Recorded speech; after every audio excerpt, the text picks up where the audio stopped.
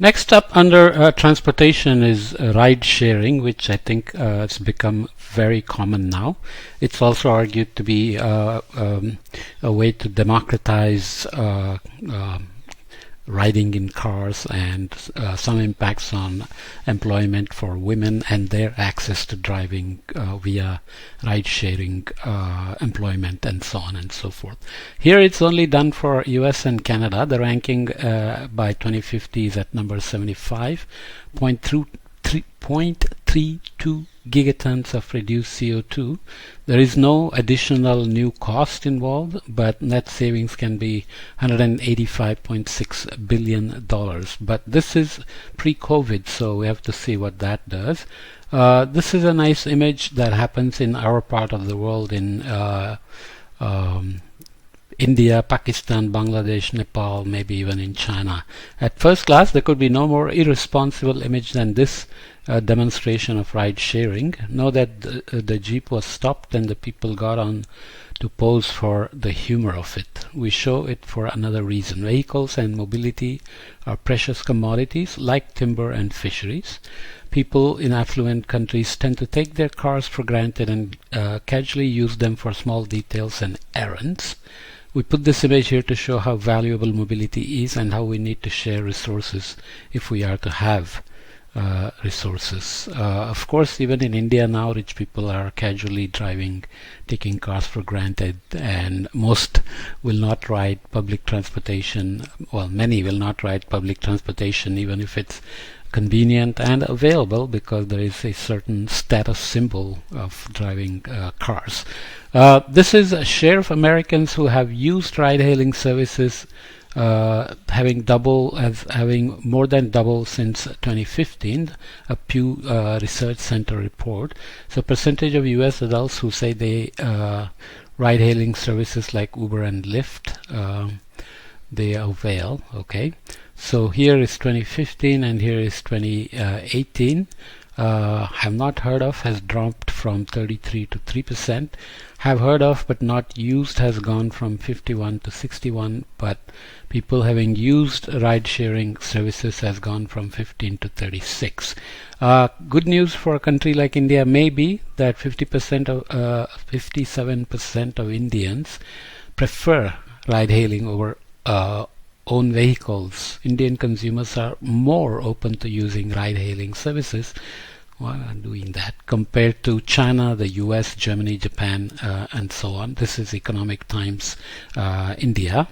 And obviously this could mean there is a way to incentivize people to share rides instead of buying cars.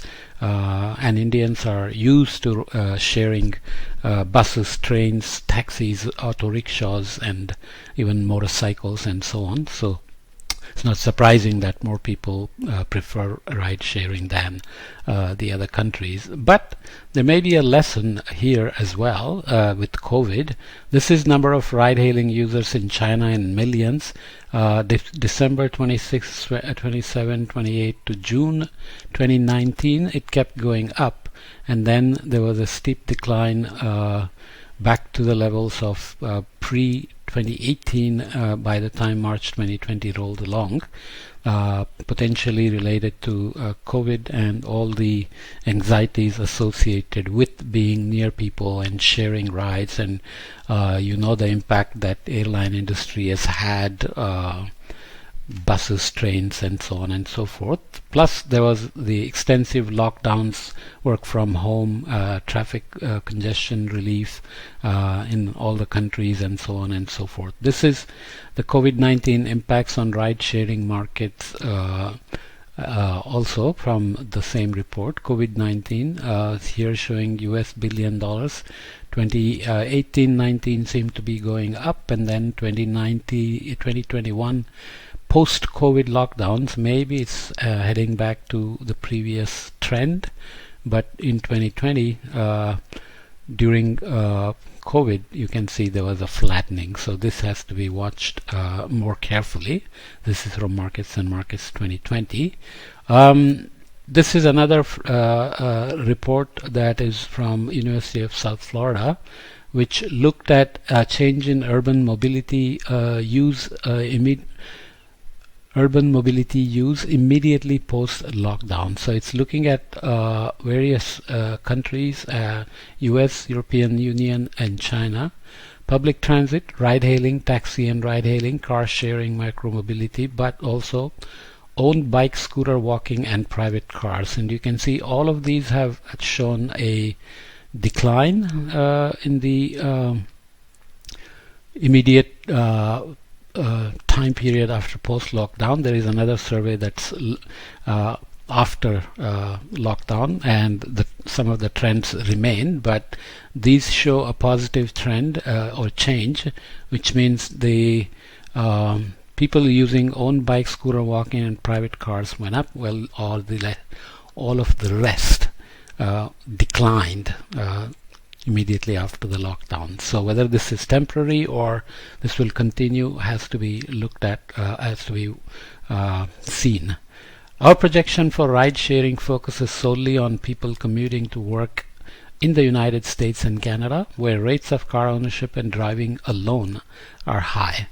We assume that carpooling rises from 10% of car commuters in 2015 to 15% by 2050, not a huge increase, and from an average of 2.3 to 2.5 people in per carpool.